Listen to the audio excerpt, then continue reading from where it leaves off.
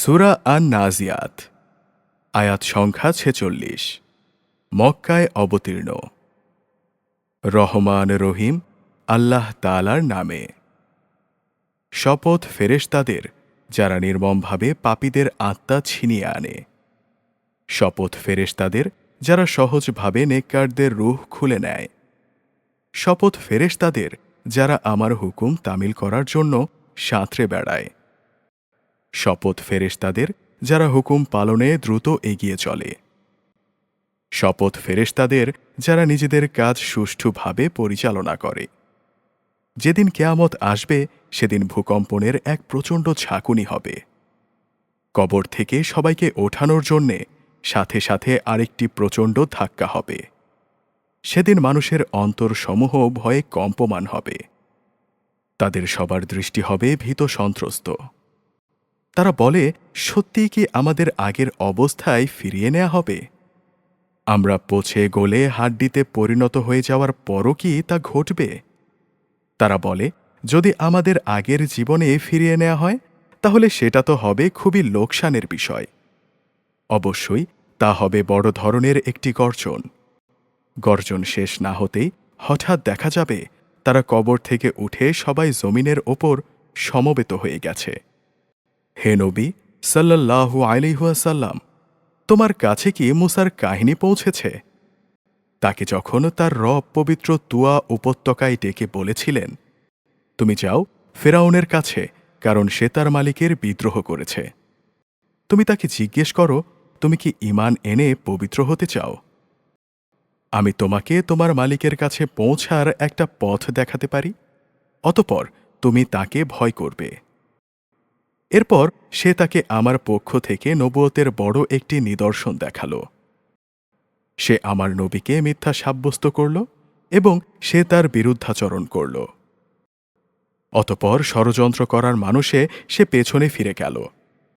সে লোকজন জড়ো করল এবং তাদের ডাক দিল এবং বলল, আমি হচ্ছি তোমাদের সবচেয়ে বড় রব। অবশেষে আল্লাহ তাআলা তাকে আখেরাত ও দুনিয়ার আযাবে পাকড়াও করলেন।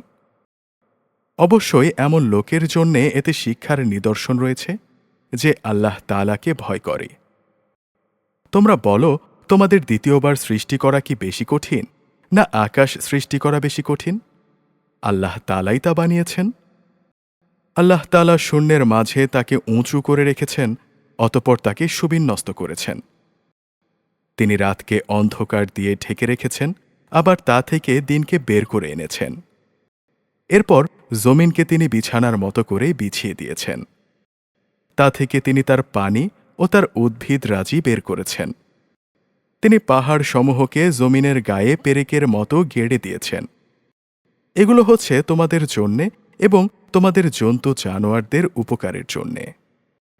তারপর যখন বড় বিপর্যয় তোমাদের সামনে এসে হাজির হবে, সেদিন মানুষ একে একে সব কিছুই স্মরণ করবে যা করার জন্যে সে দুনিয়ায় চেষ্টা করেছে। সেদিন সে ব্যক্তির জন্য জাহান্নাম খুলে ধরা হবে যে তা দেখতে পাবে। অতঃপর যে ব্যক্তি সীমা লঙ্ঘন করেছে এবং পরকালের তুলনায় দুনিয়ার জীবনকেই অগ্রাধিকার দিয়েছে, অবশ্যই জাহান্নাম হবে তার একমাত্র আবাসস্থল। আবার যে ব্যক্তি তার মালিকের সামনে দাঁড়ানোর দিনটিকে ভয় করেছে এবং এই ভয়ে নিজের নফসকে কামনা বাসনা থেকে বিরত রেখেছে, অবশ্যই জান্নাত হবে তার অনন্ত ঠিকানা। তারা তোমার কাছে জানতে চায় কিয়ামত কখন সংঘটিত হবে। আসলে সেই সময়ের কথা বর্ণনা করার সাথে তোমার কি সম্পর্ক? তার আগমনের চূড়ান্ত জ্ঞান একমাত্র তোমার মালিকের কাছেই রয়েছে। তুমি হচ্ছ সে ব্যক্তির জন্য সাবধানকারী যে এই দিনটিকে ভয় করে। যেদিন এরা কিয়ামত দেখতে পাবে সেদিন এদের মনে হবে তারা দুনিয়ায় এক বিকাল কিংবা এক সকাল পরিমাণ সময়ের চাইতে বেশি সময় অতিবাহিত করেনি।